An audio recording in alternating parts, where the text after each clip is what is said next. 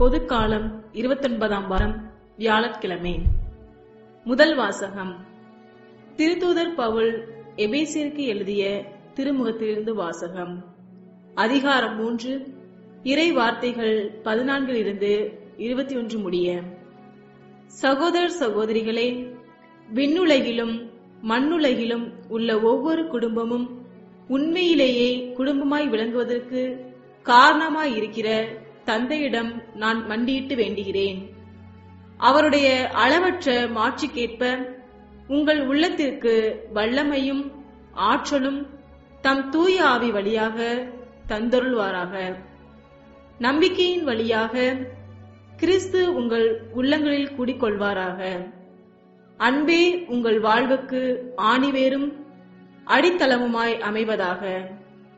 இறை மக்கள் அனைவரோடும் சேர்ந்து கிறிஸ்துவுடைய அன்பின் அகலம், நீளம், உயரம், ஆழம் என்னவென்று உணர்ந்து அறிவுக்கு எட்டாத இந்த அன்பை அறிந்து கொள்ளும் ஆற்றல் பெறுவீர்களாக.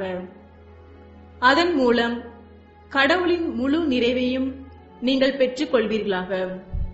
நம்முள் வல்லமையோடு செயல்படுபவரும் நாம் வேண்டுவதற்கும் நினைப்பதற்கும் மிகவும் மேலான அனைத்தையும் செய்ய வல்லவருமான கடவுளுக்கே திருச்சபையில் கிறிஸ்து இயேசு வழியாக தலைமுறை தலைமுறையாக என்றென்றும் ஆட்சி உரித்தாகுக. ஆமேன். இது ஆண்டவர் வழங்கும் அருள்வாக்கு. இறைவா, உமக்கு நன்றி. நற்செய்தி வாசகம். லூக்கா எழுதிய நற்செய்தியிலிருந்து வாசகம். அதிகாரம் 12, வசனங்கள் 49 முதல் 53 முடிய. அக்காலத்தில் இயேசு தம் சீடரை நோக்கி கூறியது: மண்ணுலகில் தீமூட்ட வந்தேன், அது இப்பொழுதே பற்றி எரிந்து கொண்டிருக்க வேண்டும் என்பதே என் விருப்பம். ஆயினும் நான் பெற வேண்டிய ஒரு திருமுழுக்கு உண்டு. அது நிறைவேறுமளவும் நான் மிகவும் மன நெருக்கடிக்கு உள்ளாகி இருக்கிறேன். மண்ணுலகில் அமைதியை ஏற்படுத்த வந்தேன் என்றா நினைக்கிறீர்கள்? இல்லை, பிளவு உண்டாக்கவே வந்தேன் என உங்களுக்கு சொல்கிறேன். இது முதல் ஒரு வீட்டிலுள்ள 5 2 எதிராக 3, 3 எதிராக 2 பிரிந்திருப்பர். தந்தை மகனுக்கும், மகன் தந்தைக்கும், தாய் மகளுக்கும், மகள் தாய்க்கும், மாமியார் தன் மருமகளுக்கும், மருமகள் மாமியாருக்கும் எதிராக பிரிந்திருப்பர். இது கிறிஸ்து வழங்கும் நற்செய்தி. கிறிஸ்துவே, உமக்கு புகழ்.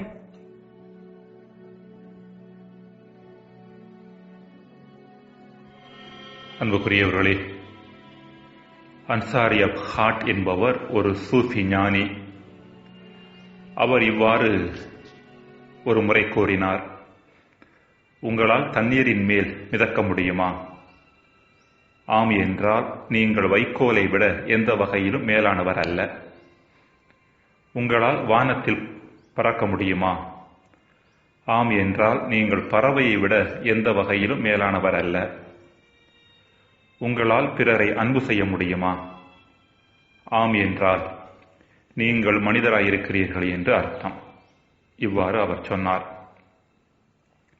நான் மானிடரின் மொழிகளிலும் வானதோரின் மொழிகளிலும் பேசினாலும் அன்பு எனக்கு இல்லையேல் உதிக்கும் வெண்கலமும் ஓசையிடும் தாளமும் போலாவேன் என்ற புனித பவுலடியாரின் வார்த்தைகள் 1 கொரிந்தியர் 13:1 மேற்கண்ட சூஃபி ஞானியின் வார்த்தைகளில் எதிரொலிப்பதை நம்மால் உணர முடிகிறது. அன்புக்குரியவர்களே, ஒரு மனிதரை மனிதராக மாற்றுவது அவரிடம் இருக்கும் அவரது அழகோ, உடல் வலிமையோ, செல்வமோ, பதவியோ அல்லது திறமைகளோ அல்ல. மாறாக அவரிடம் இருக்கும் அன்பு செலுத்தும் திறனே. இதன் காரணமாகவே இன்றைய முதல் வாசகத்தில் புனித பவுல் அன்பே உங்கள் வாழ்வுக்கு ஆணிவேரும் அடித்தளவுமாக அமைவதாக என்று சொல்லி, இப்படிப்பட்ட அறிவு கெட்டாத அன்பை அறிந்து கொள்ளும் ஆற்றலை நாம் பெற்றுக்கொள்ள வேண்டும் எனவும் மன்றாடுகின்றார். இன்றைய முதல் வாசகம் அன்பின், அதிலும் சிறப்பாக கிறிஸ்துவின் அன்பின் ஆழத்தை பற்றி பேசுகின்ற அதே வேளையில் இன்றைய நற்செய்தியில் இறைமகன் இயேசு அன்பிற்கு நேர் எதிராக பேசுவது போல தெரிகிறது. மண்ணுலகில் தீ மூட்ட வந்தேன் எனவும் மண்ணுலகில் பிளவு உண்டாக்கவே வந்தேன் எனவும் இயேசு கூறுவது அன்பிற்கு எதிரான வார்த்தைகளாக நமக்கு தெரிகின்றன. ஆனால் கொஞ்சம் ஆழ்ந்து சிந்தித்தோம் என்றால், அன்பிற்குரியவர்களே, இயேசு கூறுகின்ற வார்த்தைகளில் ஒளிந்திருப்பது அன்பே அன்று வேறு எதுவும் இல்லை என்பதை நாம் புரிந்து கொள்வோம். உண்மையான அன்பு என்பது 2 பரிமாணங்களை கொண்டது. ஒன்று இளகிய பரிமாணம், சாஃப்ட் டைமென்ஷன்.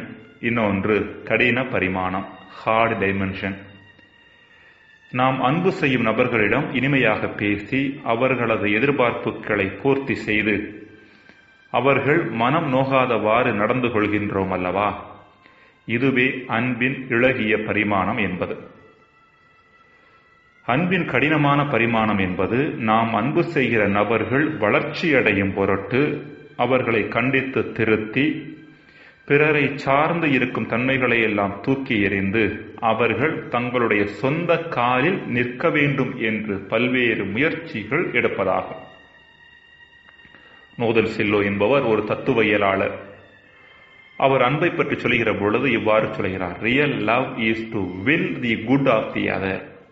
அதாவது உண்மையான அன்பு என்பது மற்றவர்களது நலனை மையப்படுத்தி அவர்கள் வளர்ச்சியடைவதற்கு எவையெல்லாம் அவசியமோ அவற்றையெல்லாம் செய்வதாகும் என்று கூறுகிறார். இன்றைய நற்செய்தியில் இயேசு அன்பின் இப்படிப்பட்ட கடின பரிமாணத்தையே முன்வைக்கிறார்.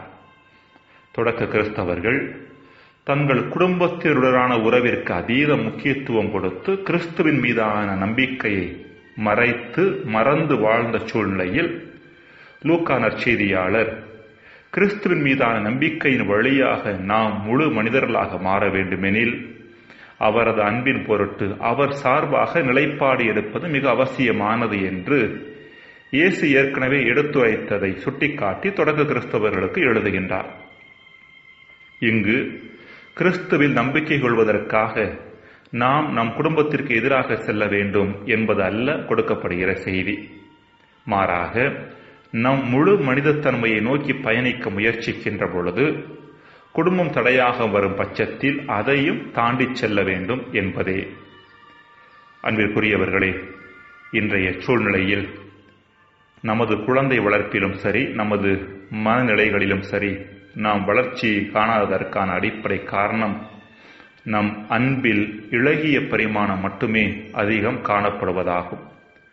கடின பரிமாணம் இல்லையே வாழ்வின் உயர்வு சாத்தியமற்ற ஒன்றாகத்தான் இருக்கும்.